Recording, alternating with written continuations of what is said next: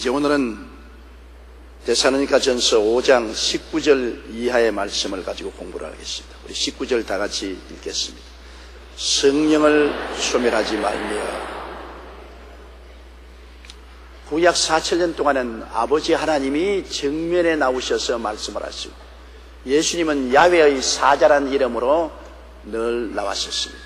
그리고 성령은 야훼의 영으로 나왔었습니다. 그러나 구약 4,000년은 언제나 정면에 야훼 아버지 하나님께서 역사하시고, 예수님은 야훼의 사자로, 성령님은 야훼의 영으로 배후에서 역사하셨습니다. 그러자 지금부터 2000년 전에 하나님의 아들이 사람의 몸을 쓰고 오심에 성자의 시대가 왔습니다. 예수님이 탄생한 이후로 십자가에 못 박여 죽었다가 부활 승천하시기까지 33년 동안은 아들의 시대였었습니다. 아들 예수님이 정면에서 역사하시고, 배후에 야훼 아버지 하나님과 성령께서 역사하셨습니다. 그러나 예수님이 부활 승천하시고 난 다음 50일 만에 오순절날 성령이 임하시자 이제는 성령님의 시대가 왔습니다. 아버지도 성령님 안에서, 아들 예수님도 성령님 안에서 역사하시고, 성령님이 정면에서 역사하시는 것입니다. 성령님이 오순절 다락방에 오셔서 교회가 시작된 것입니다. 교회는 성령님의 전이십니다. 성령님은 바로 추수꾼의 주인이 되시고 교회의 주인이 되시는 것입니다. 성령님이 정면에 서서 일하시고, 예수님이 성령님을 통해서, 아버지가 성령을 통해서 역사하시는 것입니다. 삼위일체 하나님의 역사가 그렇습니다. 그러므로 오늘날 우리는 성령님을 인정하고 환영하고 모시드리고 의지하면서 살고 있습니다. 우리가 예수 믿게 된 것도 성령이 우리를 감동시켜 주시고 우리의 눈을 열어주어서 예수님을 주로 믿게 만들어 주신 것입니다. 우리가 중생한 것도 성령이 우리 속에 들어와서 우리를 거듭나게 해주신 것입니다. 그리고 우리가 신앙생활하는 것도 성령님이 어머니가 자녀를 기름같이 우리를 품에 안고 우리를 손잡고 이끌어 주시는 것입니다. 그래서 성령 없이는 교회도 없고 중생도 없고 신앙생활도 없고 천국도 갈 수 없습니다. 성령은 우리 생명 전체인 것입니다. 우리는 성령 안에서 살고 성령은 우리 안에 거하시는 것입니다. 우리가 숨을 쉬고 사는 것처럼 성령을 호흡하고 삽니다. 공기 가운데 살고 공기가 우리 안에 있는 것처럼 우리는 성령 안에서 살고 성령이 우리 가운데 계신 것입니다. 그러므로 성령이 우리 가운데 끊임없이 역사하고 계시는데, 우리가 성령을 소멸하게 되면 큰일 나는 것입니다. 성령을 소멸하는 것은 성령을 무시해버리는 것입니다. 무시하는 것입니다. 한 가정에도 남편이 자꾸 아내의 말을 듣지 않고 무시해버리면 아내의 기가 소멸되는 것입니다. 또한 남편의 말을 아내가 무시하고 인정하지 않으면 남편의 기가 죽어버리는 것입니다. 자식들도 할 말이 있지 않아요? 부모에게 말하면 야 이놈아, 부모들 앞에서 무슨 잔소리냐, 시끄럽다, 그러면 자녀들의 기가 소멸되어 버리고 마는 것입니다. 기가 소멸되면 그 다음에는 아무 일도 하지 않습니다. 성령께서 우리에게 늘 말씀하시는 것을 우리가 듣지 아니하고 등한히 여기면 성령이 소멸되고 마는 것입니다. 성령께서 소멸하시면 성령께서 역사하지 아니하십니다. 그러게 되면 우리의 신앙은 말라 빠진 신앙이 되고 죽어버리고 마는 것입니다. 성령은 단비와 같이 우리 마음에 늘 임하여 계셔서 우리가 들이 비를 맞아 곡식을 산출한 것처럼 성령이 우리 속에 넉넉히 물된 동산같이 임하심으로 우리 속에 의와 평강과 희락, 믿음과 소망과 사랑이 거기에서 넘쳐나고, 사랑과 희락과 화평과 오래 참음과 자비와 양성과 충성과 온유와 절제 같은 성령의 열매가 우리 생활 속에 맺어지는 것입니다. 그런데 성령을 소멸하면 논과 밭에 물을 막아버린 것 같습니다. 말라서 죽어버리고 아무것도 생산되지 않은 것입니다. 성령은 이 땅에 오셔서 두드러지게 세 가지 일을 하고 계십니다. 죄에 대하여, 의에 대하여, 심판에 대하여 말씀을 하시는 것인데, 죄에 대하여라 하면 사람들이 예수를 믿지 않은 죄가 가장 큰 죄를 지적하는 것입니다. 여러분, 사람들이 왜 지옥 갑니까? 하나님의 아들이 오셔서 세상 죄를 다 짊어지고 십자가에 청산해 주셨는데 그 예수님의 큰 희생과 사랑을 믿지 않은 것이 제일 큰 죄인 것입니다. 오늘날 하나님 앞에 제일 큰 죄가 예수 믿지 않은 죄가 제일 큰 죄인 것입니다. 이 죄는 도저히 용서받을 수 없습니다. 하나님의 아들이 오셔서 사람으로 오셔서 온갖 고초를 다 겪고 우리 죄를 청산해 주었는데 이것을 믿지 않는다면 하나님의 아들의 희생을 무시하고 예수 그리스도의 흘리신 보혈을 짓밟는 엄청난 죄를 범한 것입니다. 그러므로 성령은 오셔서 죄에 대하여 꾸짖는 것은 사람들이 믿지 아니함을 꾸짖는 것입니다. 회개하고 주께로 돌아오라고 성령이 꾸짖는 것입니다. 오늘날 성령의 꾸짖음을 듣고서 깨달아 회개하고 돌아오면 값없이 구원을 얻고 영생복락을 누리지만은 성령의 꾸짖음을 등지고 받아들이지 않으면 성령이 소멸되는 것입니다. 성령이 소멸되면 성령이 역사하지 않습니다. 구원고 뭐고 다 사라지는 것입니다. 거듭거듭 성령께서 명령을 하시는 것을 듣지 않고 등을 돌리면 그 다음 성령이 역사를 안 하는 것입니다. 개인이나 민족을 향해서 성령이 계속 꾸짖으시는데 그 음성에 귀를 기울이지 않고 등을 돌리면 나중에는 멸망밖에 없는 것입니다. 성령은 또한 구원받은 사람이 죄에 떨어지지 않도록 끊임없이 우리 마음속에 꾸짖으시는 것입니다. 우리가 세상에 살면서 모르고 짓는 죄가 굉장히 많습니다.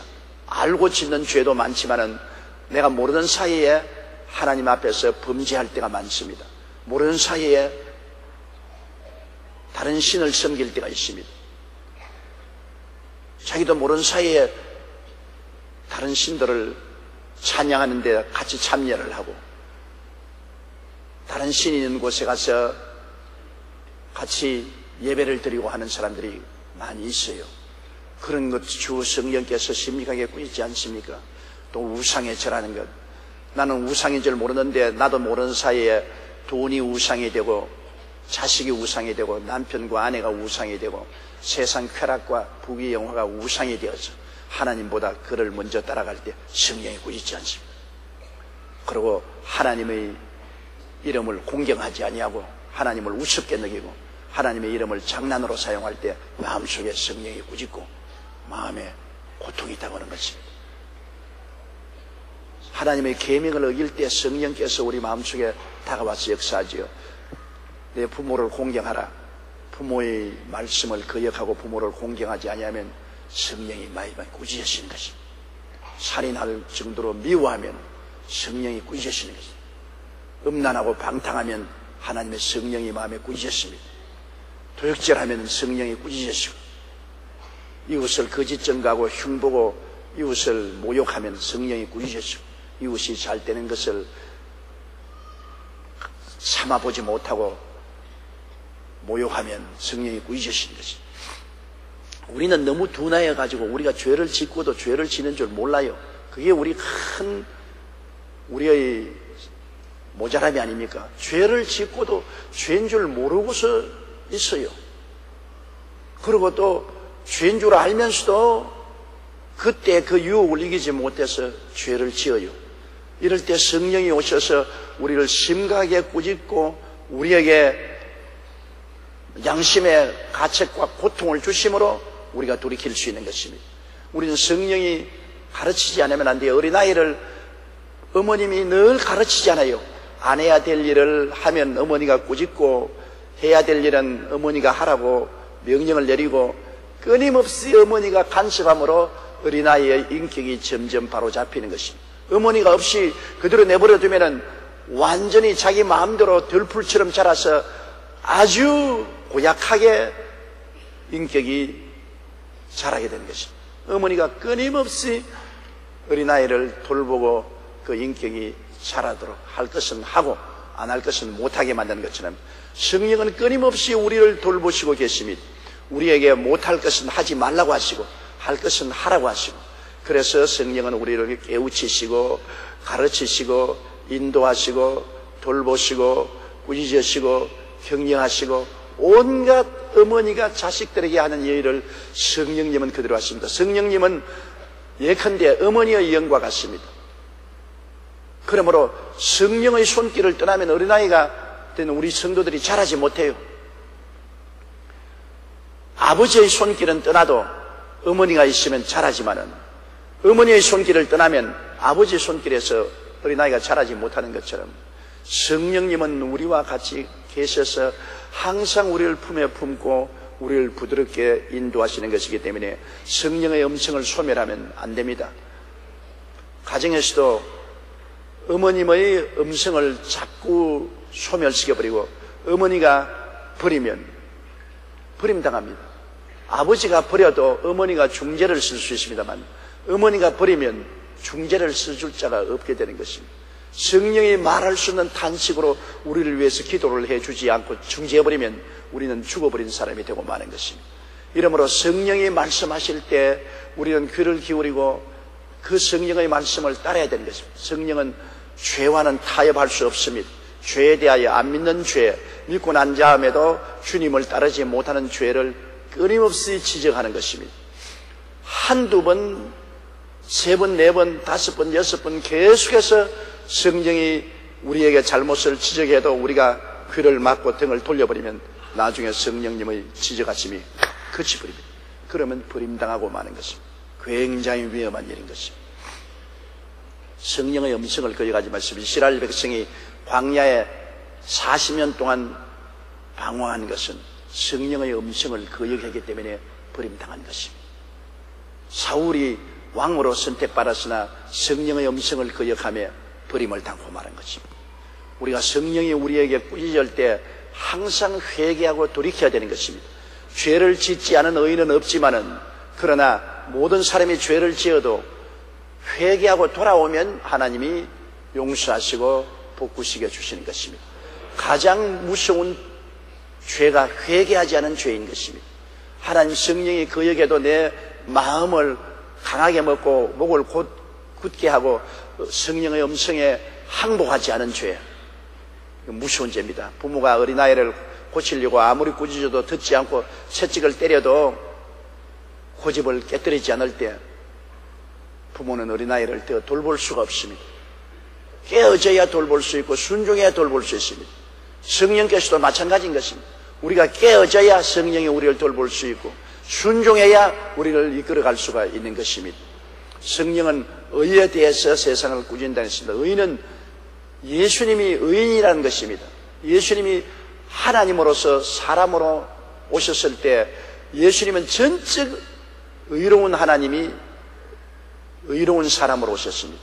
예수님 속에는 죄가 발견될 수 없었습니다. 그는 죄 없이 태어났고 죄 없이 33년을 살았습니다. 죄를 지은 적이 없어요. 그러나 그가 죄인으로 십자가에 못 박인 것은 우리 죄를 덮어쓰습니다. 예수님이 우리의 일생의 죄를 다 덮어쓰고 아담 하와 이후 인류의 모든 죄를 다 덮어쓰고 죄가 되어버렸습니다. 죄 덩어리가 되어서 십자가에 못 박여 주님께서 죄의 값을 지불했습니다. 죄의 값으로 몸짓고 피 흘려 죽어서 음부에 들어가 사흘 동안 죄값을 청산하고 부활하심으로 내가 다 이루었다. 주님은 죄를 깨끗이 청산해버렸습니다. 우리의 과거와 현재와 미래의 죄를 깨끗이 청산해버렸습니다. 예수 그리스도 안에서는 이제 죄가 없습니다. 완전히 씻음을 받고 청산되어버린 것입니다. 예수님이 부활하실 때는 죄를 다 청산해버리고 의롭게 되어서 의로운 사람, 의로운 하나님으로서 아버지 보좌 우편으로 올라가는 것입니다.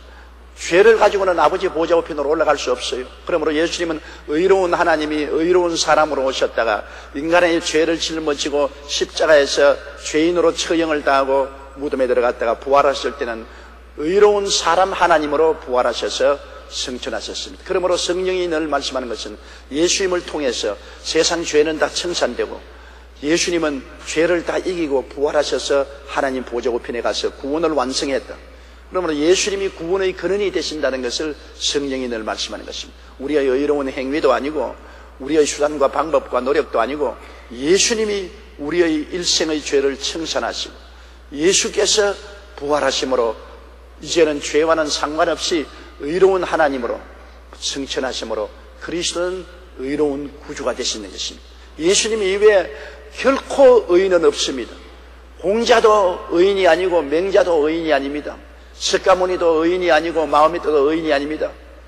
오직 하나님 앞에 당당히 선 분은 무덤이 없는 분입니다. 공자의 무덤도 있고 맹자의 무덤도 있고 석가모니의 무덤도 사리도 있고 마호메트의 무덤도 있습니다만 예수님의 무덤이 없습니다. 왜냐하면 죄인이 무덤 속에 머물러 있지 의인은 죽음 속에 머물러 있을 수가 없습니다. 죄를 박차고 부활하셔서 아버지 보좌 우편에 계시므로 예수님은 부활한 의인이라는 것을 성령이 증거하는 것입니다. 그리고 성령은 오셔서 끊임없이 마귀가 심판을 받았다는 것을 늘 말합니다. 아담과 하와를 소나기에 쥐고 사로잡은 것은 죄 때문에 그런 것입니다. 아담과 하와가 죄 짓기 전에는 마귀가 아담과 하와를 마음대로 가라오라 짓밟을 수 없었습니다. 자유인이었습니다. 그러나 마귀의 말을 듣고 하나님을 반역하고 선악과를 따먹고 죄를 지어서 마귀의 종이 되고 마는 것입니다. 그래서 마귀에게 코가 꿰어서 아담과 하와와 그 자손들은 마귀가 끄는 대로 끌려다녔습니다. 육신의 정욕, 안목의 정욕, 이생의 자랑을 따라 살고 마귀의 종로로 됐습니다만 예수 그리스도 안에서 죄가 다 청산되자 마귀의 모든 속박이 끊어져 버리고 마는 것입니다. 마귀는 죄의 밧줄로 사람을 묶어서 끌고 다니는데 죄의 밧줄이 끊어지며 사람들이 자유를 얻어버리고 이제는 끌려다니지 않습니다. 송아지를 잡아가지고 코를 꿰놓으면 밧줄에 끌려다닙니다. 그러나 밧줄을 끊어버리면 송아지는 자유롭게 되어서 자기 마음대로 뛰어다닙니다. 오늘날 우리들은 이제 죄에서 자유를 얻었습니다. 예수님의 보혈로 말미암아 죄가 다 용서를 받고 죄의 밧줄이 끊겼으므로 마귀는 이제는 아무 힘도 없이 사람을 묶을 수 있는 군한이 없어지고 말았습니다. 마귀는 예수 그리스도의 보혈로 심판을 받아 무장이 해제되어 버리고 마는 것입니다. 사람을 사로잡는 무장이 해제되어 버린 것입니다. 이제 마귀는 오늘날 또 아담과 하와처럼 자꾸 꿰려고 애를 쓰지만은 예수님의 보혈이 있는 이상은 우리를 포로로 잡지 못합니다. 그렇기 때문에 우리가 예수님의 보혈에 의지해야 되고 보혈을 찬송해야 되고 늘 예수 그리스도의 보혈을 가지고서 마귀를 대적해야 될 것은 마귀는 보혈 앞에서 아무 힘도 없는 무장이 해제된 무력한 이빨 빠지고 발톱 빠진 사자에 불과한 것입니다. 마귀가 우는 사자처럼 두루 다녀오는 상결자를 찾을지라도 보혈에 의지하고 예수님의 보혈을 믿고 보혈로서 저항하는 사람 앞에는 한 길로 왔다가 7길로 도망치는 것입니다. 그렇기 때문에 주의 보혈이 얼마나 귀합니까? 예수님의 보혈은 성령이 그를 통해서 마귀가 심판받았다는 것을 늘 우리에게 알려주는 것입니다. 마귀는 이미 심판받았고 무장해제가 되었으니 더 이상 너희들을 자꾸 흔들 수가 없다. 그러므로 마귀를 대적하라. 그가 너를 떠나리라고 말씀하는 것입니다.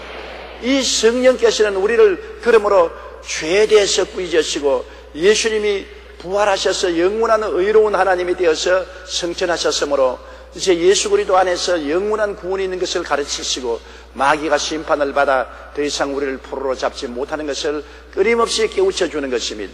성령의 가르침을 받아야 우리가 깨달음을 얻고 우리 영혼이 잘되고 범사에 잘되며 강건하게 될 수가 있는 것입니다. 성령을 소멸하면 성령이 우리를 깨우쳐 주지 않습니다. 우리가 하나님의 진리를 깨닫는 것은 학교에서 공부하듯이 공부해서 깨달아지지 않습니다. 성령이 마음속에 와서 깨달아지게 해야 그렇구나, 아멘이구나 깨달아지는 것입니다. 아무리 예수가 하나님의 아들이라고 말해도 그것을 머릿속에 들었어도 깨닫지 못하는 사람은 구원받지 못합니다. 그러나 성령이 하나님의 아들 우리 구주라는 것을 깨닫게 해주시면 마음속에 깨달음이 들어오면 우리가 회개하고 예수를 믿게 되는 것입니다. 하나님의 진리는 이 세상에 다 주어졌습니다. 오늘날 성경을 온 세계에서 안 파는 나라가 없죠. 성경은 온 세계에 다 널리 반포되어 있습니다만 모든 사람들이 성경은 마음대로 구입해서 가질 수 있습니다만 깨닫는 사람은 많지 않습니다. 깨닫는 사람은 성경을 읽고 구원을 받지만은 성경을 아무리 읽어도 깨닫지 못하면 구원을 못 받지 않습니까? 이 깨달음은 누가 주십니까? 깨달음은 성령이 주시는 것입니다. 성령으로 말미암지 않고는 예수를 주라고 할 수가 없습니다. 성령이 오셔야 예수님을 주라고 했습니다. 깨닫는 것이 얼마나 귀한 진리인 것입니까? 아무리 교회에 왔다 해도 깨닫지 못하면 헛걸음하지. 근데 교회에 와서 말씀을 듣고 마음이 깨달아지면 신앙이 자꾸 자랍니다. 믿음에서 믿음으로, 은혜에서 은혜로 자랍니다. 그 깨달음이 있어야 신앙이 자라는데 그 깨달음은 성령이 주시는 것입니다. 그러므로 성령이 있는 주의 종, 성령이 있는 교회를 찾아가야 되지. 성령은 제껴놓고 소멸해버리고 인간의 지혜와 지식으로 가르치면 큰일 나는 것입니다. 빌리 그라함 박사의 자서전에 보면은 빌리 그라함 박사가 신학대학을 다닐 때 자유주의 신학에 다녔습니다. 자유주의 신학에서 교수가 와서 강의할 때 성경은 하나님 말씀이 아니다, 성경은 인간의 책이다, 자꾸 성경을 흘러내리니까 그만 빌리 그라함 박사의 마음속에 믿음이 점점 허물어졌습니다. 하나님의 말씀이 하나님 말씀이 아니고 인간적인 말씀이고 세상적인 말이라고 자꾸 하니까 성경을 흘러들이니까 믿음의 토대가 무너질 수밖에 없죠. 그래서 하루 저녁에는 빌리 그라함 박사가 성경책을 들고서 산속에 들어갔습니다. 그리고 하나님 앞에 꿇어앉아 기도했습니다. 하나님, 내가 지금 다니는 학교에서는 자유주의 신학을 가르치는데 성경이 하나님 말씀이 아니라 그럽니다. 성경을 자꾸 무너뜨리니까 그만 내 마음속에 믿음이 흔들리고 내 믿음이 약해졌습니다. 나는 어떻게 해야 됩니까? 그때 성령께서 말씀하기를 그 말을 믿지 말고 무조건 하나님의 말씀을 믿어라. 무조건 하나님의 말씀을 믿어라. 그래서 빌리 그라함 목사님이 그 자리에서 나는 성경이 창세기부터 계시록까지 하나님 말씀인 것을 무조건 믿습니다. 이제 누가 무슨 말을 해도 비평을 받아들이지 않고 나는 믿기로 결심합니다. 결단을 내려오자 그 마음속에 흔들림이 없는 믿음이 생겨나고 그 믿음의 말씀을 통해서 세계를 흔드는 부흥사가 된 것입니다. 이 성경이 우리 믿음의 토대인 것입니다. 토대를 흔들어버리면 집이 무너집니다. 성경이 하나님의 말씀이 아니라면 우리의 믿음의 토대는 무너지고 버리고 마는 것입니다. 우리는 하나님의 성령의 음성을 들어야지 사람들이 마귀의 사주를 받아서 교순이 박사니 하면서 하나님 말씀을 비평하고 하나님 말씀을 허물어뜨리는 것에 미혹되면 큰일 나는 것입니다. 영국의 청교도 신앙가인 존 번연 목사님이 신앙의 박해로 감옥에 갇혀 있을 때였습니다.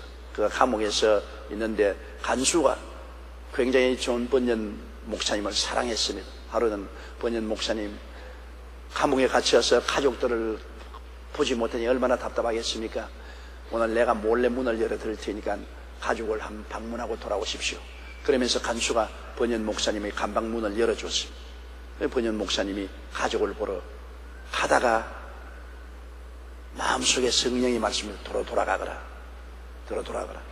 가족을 보러 가려고 하는데 성령이 돌아가거라고 자꾸 말합니다. 그래서 돌아왔습니다. 간수가 하는 말이 번연 목사님 가족을 보고 오라고 했는데 왜 돌아왔습니까? 아닙니다. 내가 가족을 보러 가는 중에 성령이 마음속에서 저항을 합니다. 돌아가라. 그래 번연 목사님이 돌아와서 감방에 들어가 있자 얼마 안 되어서 왕이 시찰을 나왔습니다. 만일 그때 번연 목사가 감옥에서 나가 있는 것을 발견했더라면 간수장도 목이 날아가고 번연도 목이 날아가죠. 그런데 왕이 와서 보니 번연이 감방에 번연이 들어앉아 있고 간수장이 지키고 있기 때문에 만족하고 떠나갔습니다. 그때야 간수장이 벌벌 떨면서 와서 번연 목사님, 당신이 만일 오늘 가족을 방문할 때 임금이 와서 발견했다면 내 목도 날아가고 당신 목도 날아갈 수 있는데 어떻게 당신이 돌아왔습니까? 성령님이 돌아가라고 해서 돌아갔습니다. 그러니까 간수의 말이 당신은 성령의 인도를 받으면 앞으로는 마음대로 하세요. 성령이 나가라 하면 나가고 성령이 돌아오라 하면 돌아오고 마음대로 하세요. 성령이 우리 생활의 일거수일투족을 얼마나 면밀하게 인도하시는 것입니까? 성령의 인도를 받는다는 것이 얼마나 좋습니까? 여러분 홀트 고아원을 아시지요? 홀트 양화, 우리 6.25 사변 난 이후 그 수많은 고아들을 홀트 부부가 한국에서 양자로 미국에 보내고 또 여기 홀트 고아원, 홀트 장애인 처소를 돌보고 있습니다. 우리 교회도 장애인 위한 건물을 지어준 적이 있습니다. 그런데 이 홀트 부부는 평범한 농부였었습니다. 오레곤주 유게네라는 마을에 있는 평범한 농부였는데 1955년도에 마을회관에서 영화를 상영한다고 구경하러 나오라고 그랬습니다. 그 영화는 6.25 전쟁으로 말미암아 수많은 고아들이 한국에 생겨나고 길거리를 헤매는데 이 고아들을 불쌍히 여기고 돌봐달라는 내용의 영화였습니다. 그래 가서 홀더 부부도 그 영화를 보고 참 마음이 안 됐지만 우리 뭐 농사 짓는 농부가 뭘 할 수 있겠냐 그렇게 생각하고 그들은 한국 고아들이 너무나 불쌍하구나 그러고 집에 돌아왔는데 집에 돌아온 이후로 가정 예배를 드릴 때마다 성령이 강하게 말했습니다. 너희들이 가만히 있을 수가 있느냐? 한국에 있는 불쌍한 고아들을 위해서 무슨 일을 하라. 성령께서 자꾸만 이야기합니다. 그래서 우리는 미국에서 평범한 농부입니다. 농꾼입니다. 우리가 뭘 합니까? 그러면 너희들이 한국에 있는 고아들을 양자로 데려올 수 있지 않느냐? 그래서 그들은 결심을 하고 자기들이 있는 밭을 좀 팔아가지고서 한국에 있는 고아들을 8명을 자기 자식으로 달아오기로 결심을 내렸습니다. 그것이 신문에 나오자마자 수많은 곳에서 편지가 왔습니다. 우리가 당신을 도와드리겠습니다. 우리가 협조하겠습니다. 그래서 성령의 인도로 출발한 것이 한국에서 홀더 양자회가 설립되어서 수많은 고아들을 미국의 양자로 보내게 되고 그 다음에는 홀더 부부는 모든 농장을 다 팔아서 한국에 들어와서 살면서 한국의 고아원을 세우고 장애인 고아원을 세우고 한국을 위해서 일생을 보내고 그 딸이 요사이 맡아서 그 일을 하고 있는 것입니다. 그 평범한 농부가 우연히 영화 상영에 참석했다가 그 한국의 고아들이 비참한 상을 보고 돌아온 이후로 성령의 음성이 자꾸 들려왔습니다. 그거 소멸할 수 있습니다. 성령의 음성을. 아이고 몰라요. 우리는 농부니까 우리가 그런 거 안 합니다. 성령의 음성을 소멸할 수 있는데도 불구하고 그들은 성령의 음성에 순종한 결과로 나중에 농사일은 그만두고 온전히 한국 고아들을 위해서 일생을 바친 홀더 고아원 원장으로서 여생을 보낼 수 있게 된 것입니다. 이와 같이 여러분 성령을 소멸하면 안 됩니다. 성령이 항상 우리들을 돌보실 때 우리에게 말씀합니다. 갑자기 성령께서 기도해라 하면 아유 나중에 기도하죠. 지금은 바빠서 안 할랍니다. 그럼 성령을 소멸하게 돼요. 지금 막 설거지하고 일하는데 자꾸 성령님이 기도하라 그럼 설거지 다 하고 난 다음에요. 그러면 안 돼요. 설거지 그대로 두고서 기도해야 돼요. 텔레비전 1일 연속극 보아서 재미있다고 보고 있는데 성령께서 기도하라 아이고 이게 1일 연속극 보고 난 다음에요. 그러면 성령을 소멸하게 되는 것입니다. 그 나라와 그 일을 먼저 구해야지. 성령이 말씀하시면 먼저 성령 말씀 드려야지. 그때는 아무리 1일 연속극이 좋아도 그냥 꺼버리고 성령님의 음성을 따라 기도해야죠. 성령께서 말씀하시면 그 성령 말씀을 제우선적으로 들어야 됩니다.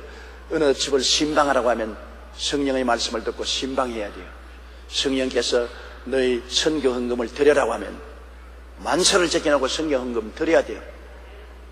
11조 드린 것도 말할 필요 없죠. 누구를 위해서 특별히 기도하라면 성령의 음성을 따라서 특별히 기도해야 돼요. 성령이 우리의 어머니와 같습니다. 성령은 우리의 유익을 위해서 역사하는 것입니다. 성령은 하늘나라를 세우고 여러분 잘 되라고 하는 것입니다. 어머니가 자식 못 되기를 원하는 어머니 하나도 없습니다.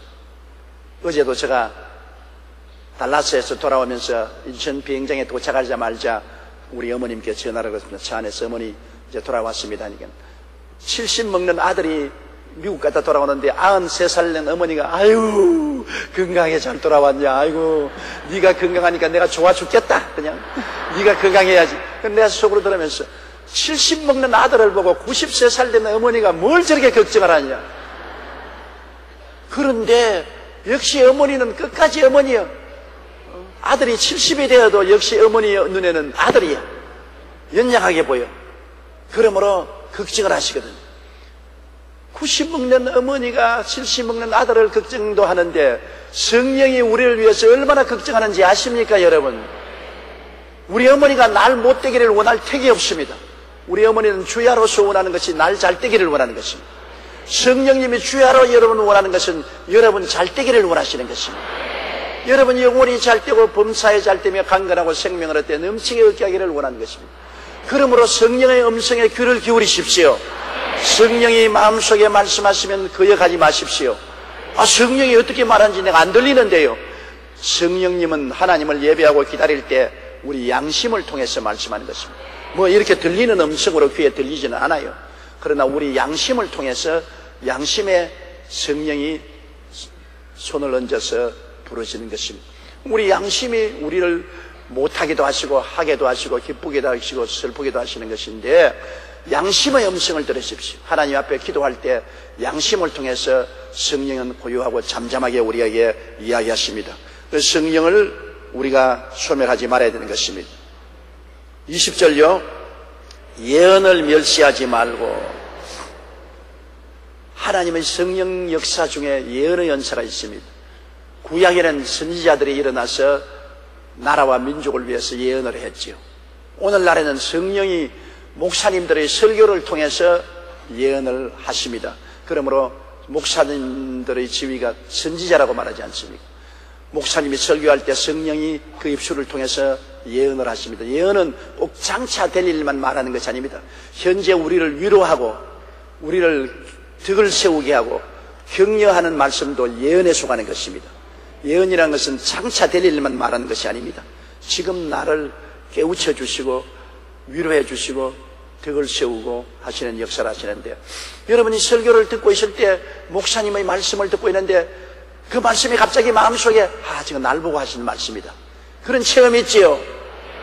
보통 때는 그냥 설교를 듣고 있는데 보통 때는 이거 집사 들으라고 하는구나, 저 권사 들으라고 하는구나, 저 장로 들으라고 하는구나, 그렇게 하는데 갑자기 내 마음에 확 들어와서 아이고 날 보고 하는 말씀이다, 큰일 났네, 이거 어떻게 할꼬. 날 위해서 하는 말씀이라고 마음속에 두 날 가진 금처럼 다가올 때가 있습니다. 그게 바로 내게 주신 하나님의 예언의 말씀인 것입니다. 내가 회개해야 되는 것입니다. 내가 회개하고 내가 깨닫고 돌이키는 예언의 말씀인 것입니다. 물론 장차 일어날 일에 대해서도 이야기하지요. 내가 염려하고 근심하고 있는데 하나님께서 말씀을 통해서 괜찮다, 안심하라는 말씀을 주실 때 그렇구나 믿을 수 있죠. 내가 이번에 달라스에 가서 우리 한인 집회를 하는데 한국 사람들은 모인 장수가 많지 않아서 마지막 날 한인 집회 날에 한 3,000명이 들어가는 미국 교회를 빌렸습니다. 미국 교회에 케네디라는 목사님이 계시는데 그 목사님이 내게 와서 날 보고 목사님 고맙습니다, 나도 목사님의 제자입니다. 나는 그분 알지도 못하는데 왜 내 제자가 됐다고 합니까? 한 말이, 자기가 한국을 방문했는데 내 사무실에 안수기도를 받으러 왔더랍니다. 안수기도를 받으러 왔는데 제가 기도를 해주면서 당신 달라스에 가거든 북쪽에 가서 교회를 세우라, 그렇게 말씀을 하더래요. 자기는 아직까지 교회를 개척 안 한 남의 교회 부목사로 있었는데 안수하면서 북쪽에 가서 교회를 개척하라. 그래서 그 말씀을 받아들이고 미국으로 돌아와서 부목사직을 그만두고 북쪽 노스 달라스에 와서 교회를 개척했는데 크게 성공해서 오늘날 3,000명이 들어가는 교회 1만 명 성도가 되었어요. 그래서 그가 하는 말이, 목사님이 나에게 주신 예언대로 내가 와서 목사님이 북쪽에 가서 세우라 해서 교회 이름도 북쪽교회라고 지었더라고요. 그런데 이제는 10,000명의 교인이 되었, 예언대로 이루어졌어요. 나는 기억이 안 나지요, 많은 사람 만났으니까. 그러나 그는 그것을 기억하고 그렇게 고맙게 여겼습니다. 또 미국의 펜사콜라에 큰 부흥이 일어나서 한 몇 년 동안 온 미국을 뒤흔드는 부흥이 일어났었습니다. 그러나 펜사콜라에 부흥이 일어나기 전에 제가 예언을 한 적이 있습니다. 미국에서 어느 곳에 부흥회를 하다가 성령이 감동해서 미국의 남부지구 펜사콜라에 하나님의 성령의 역사가 일어날 것이라고 내가 설교를 했어요. 그러고 난 다음 나는 잊어버렸습니다. 그랬는데 얼마 있지 않다가 펜사콜라에 성령의 불이 떨어졌어요. 그래서 그곳에 있는 모든 사람들이 조용기 목사가 예언한 대로 펜사콜라에 불이 떨어졌다고. 그때부터는 온 미국 정부에서 우리도 무슨 일이 날지 예언 좀 해달라고 각 도시에서 연락이 왔으나 애를 먹었어요. 예언을 내 마음대로 합니까? 하나님 성령께서 하셔야 내가 예언을 하지. 예언을 하지 내가 마음대로 예언할 수 없지 않아요. 그러므로 예언은 하나님이 우리에게 현재 우리를 위로하시고 덕을 세우시는 말씀도 주시겠거니와 우리의 미래도 말씀을 해주시는데, 그러나 대단히 조심을 하고 우리가 분별을 하되 무시해서는 안 되는 것입니다. 요사이 예언을 잘못 쓰는 사람이 많아요. 경험이 부족하고 아직 오래되지 않은데 성령의 감동을 받아서 그만 인간적으로 예언한 사람이 많습니다. 오늘 교회들을 혼란하게 할 때 마귀의 예언하는 사람도 있어요.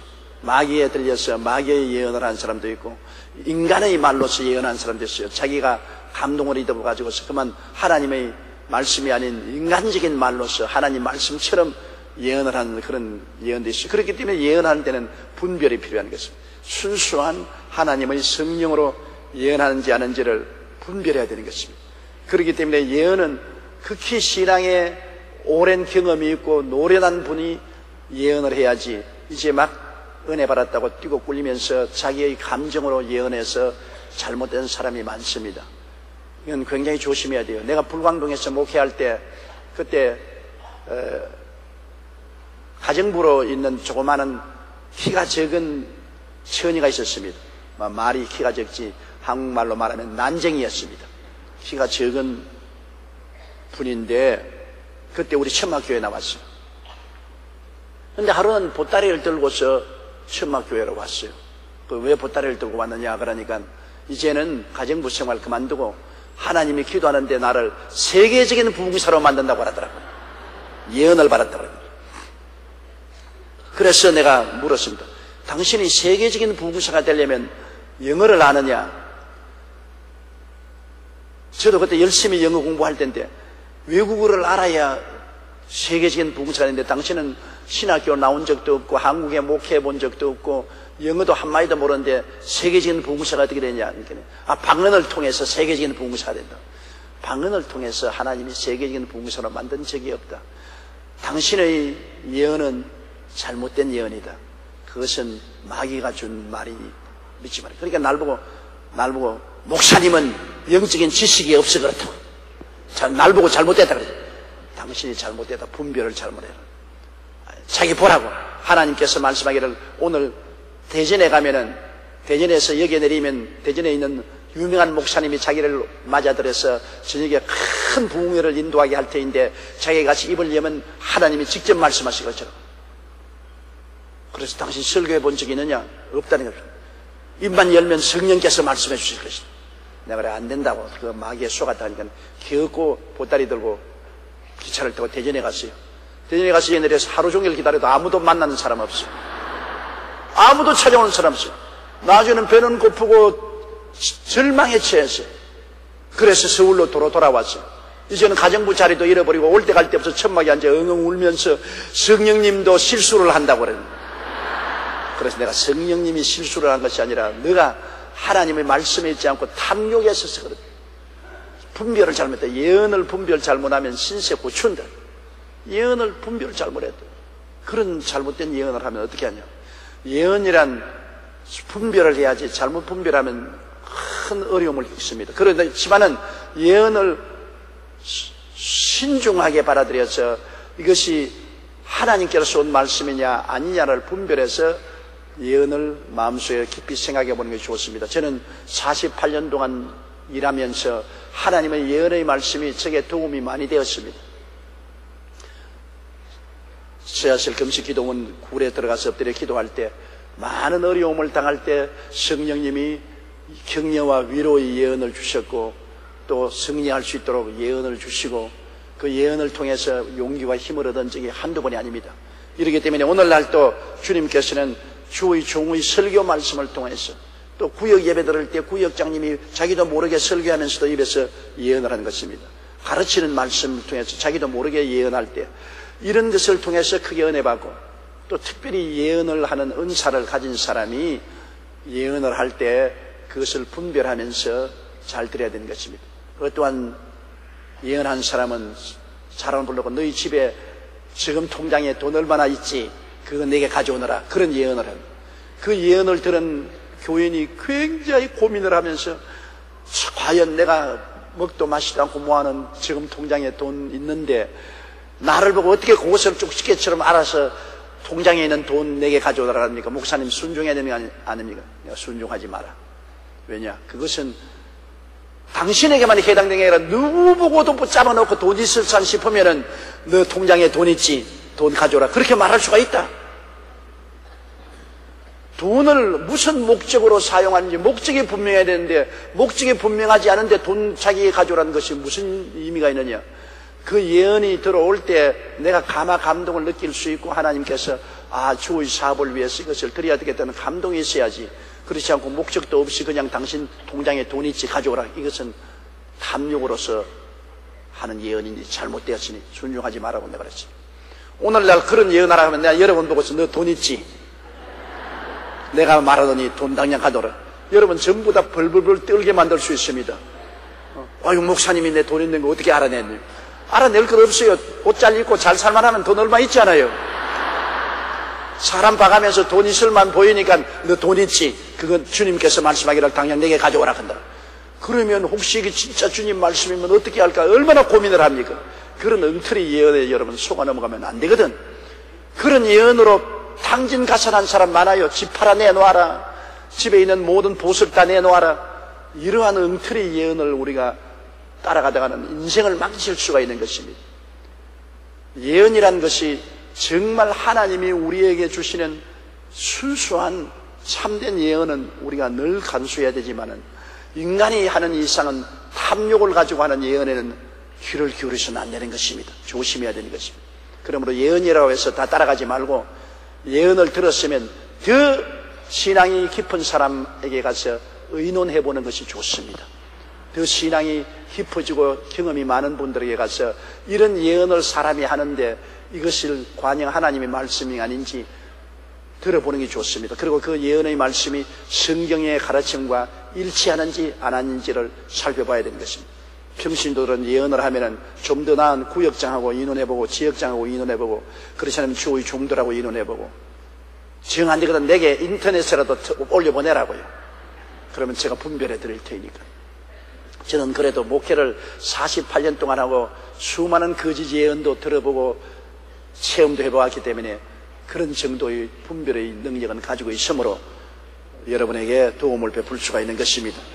그러나 성령을 소멸하지 말며 예언을 멸시하지 말고 21절에요. 범사에 헤아려 좋은 것을 취하고 범사에 헤아려 좋은 것을 취하고 범사에 헤아려보라 했습니다. 헤아려보라. 분별하라는 것입니다. 분별하라. 우리가 분별력이 없이 그대로 살지는 않지 않아요. 물건을 살아가도 좋은 물건인지 나쁜지 분별하지 않아요. 옷을 사더라도 좋은 옷인지 나쁜지 분별하지 않아요. 사람을 만나도 이 사람이 선한 사람인지 악한 사람인지 분별하지 않아요. 우리의 모든 삶은 분별력이 있어야 되는 것입니다. 분별을 잘못하면 인생을 못 살지요. 투자하는 사람도 여기에 투자하면 돈을 벌 것이냐 잃을 것이냐 분별해야 되지요. 분별력이 없이 무조건 하고 따라가는 어리석은 사람들이 많습니다.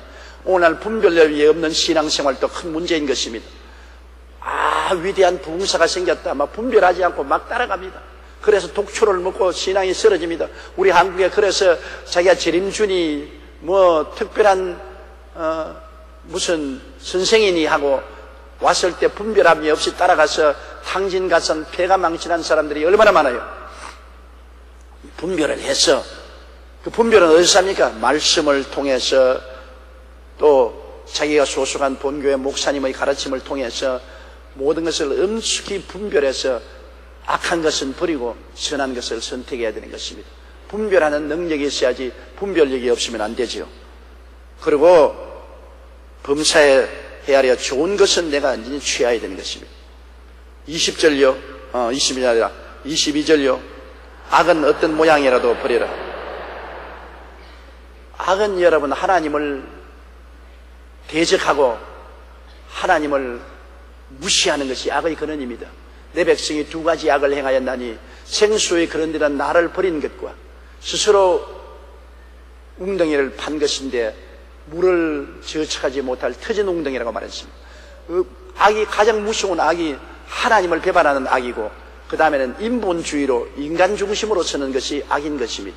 그런데 악은 모양이라도 버려야 하는 것입니다. 나는 우리 한국에 지금 축구에서 가장 가슴 아픈 것은 붉은 악마. 붉은 악마라고 해서 금년에는 이 뿔까지 달았어. 그 뿔은 중국 사람들이 만들어서 한국 악마들에게 팔아서 돈만 벌게 한 것입니다. 세상에 악마가 어떻게 축구에 이깁니까? 난 스위스하고 싸울 때 아예 한국 이기라고 응원도 못한 것은 스위스의 국가는 십자가 국기입니다. 스위스 국기는 십자가인데 예수님은 십자가가 국기가 되어 있는데 우리는 악마라고 뿔을 달고 달라듭니다. 악마는 이미 예수님에게 갈보리 산에서 패배하고 졌는데 어떻게 악마의 뿔을 달고 십자가의 군기를 들고 있는 스위스에게 달라드는 것입니까? 그걸 정신적으로 틀려먹은 것입니다. 악마가 승리하도록 어떻게 우리가 박수를 치는 것입니까?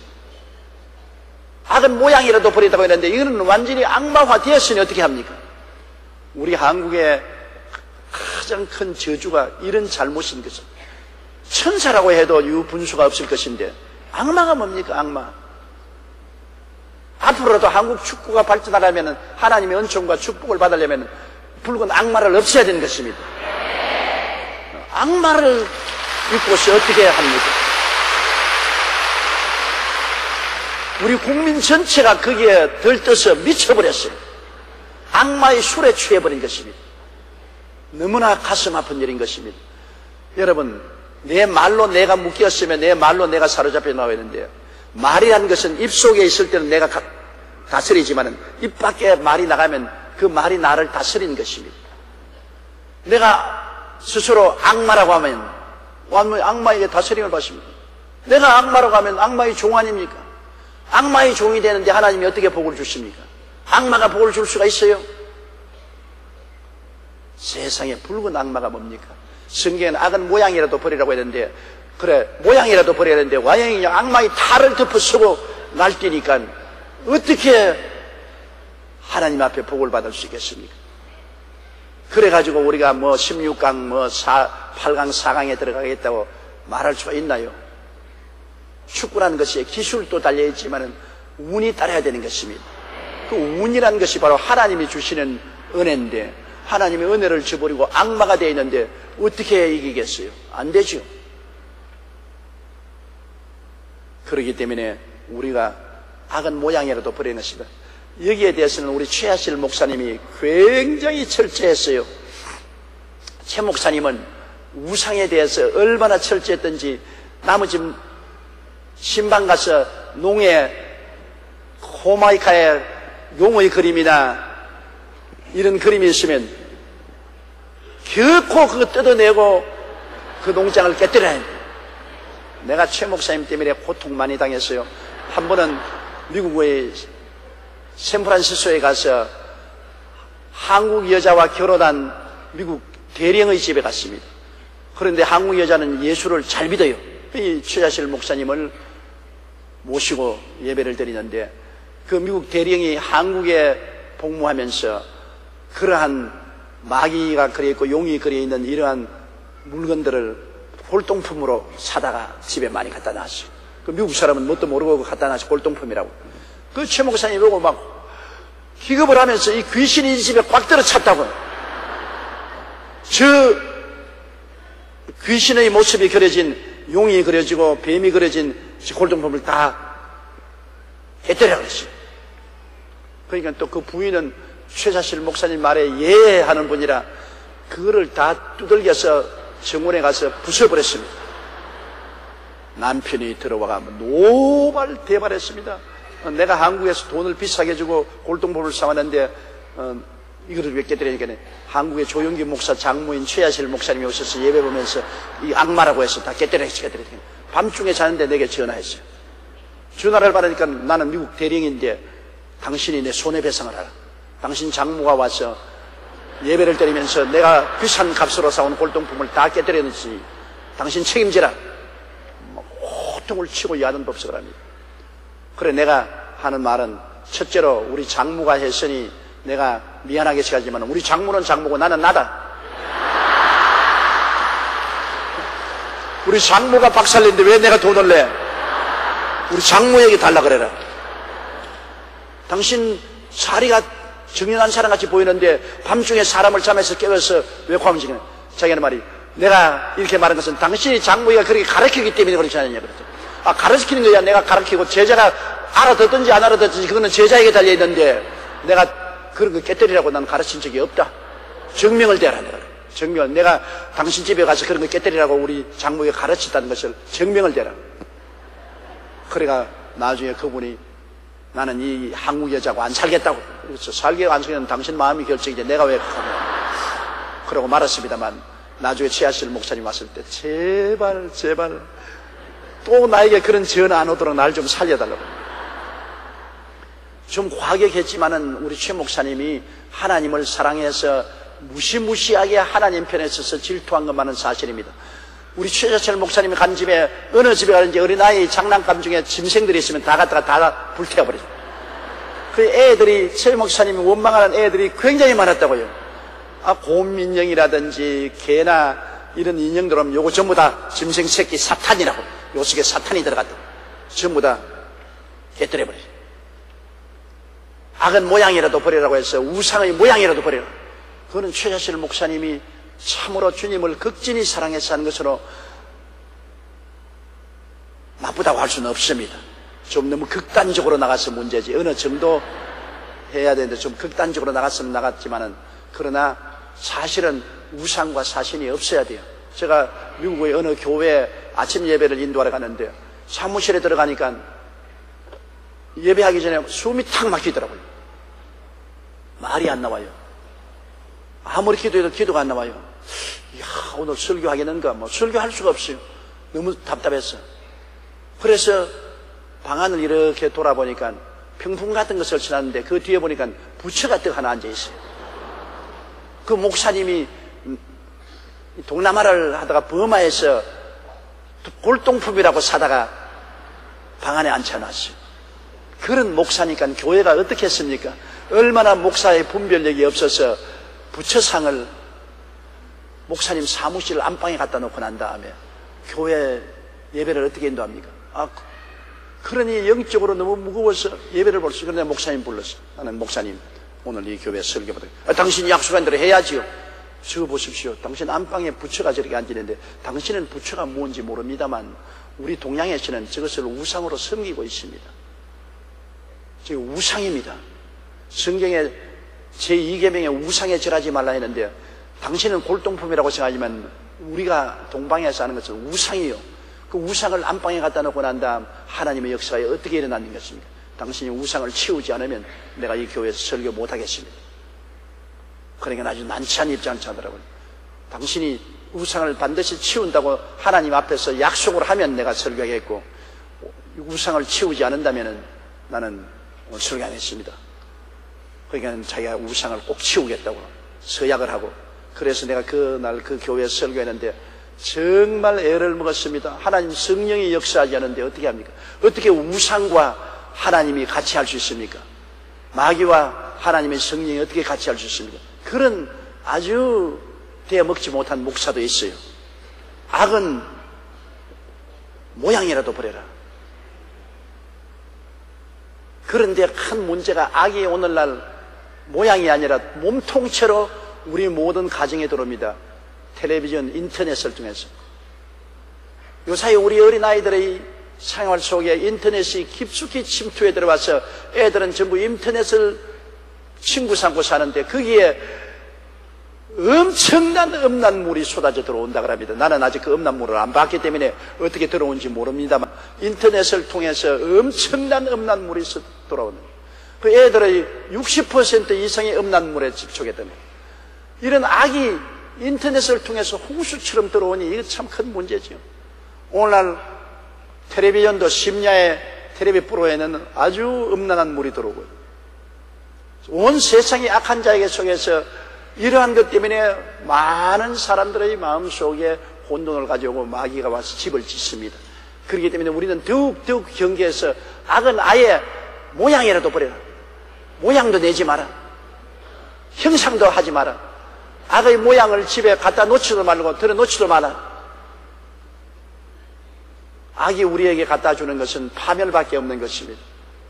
그렇기 때문에 악과 우리 가차이 하지 말아야 되는 것입니다. 그 다음 23절요.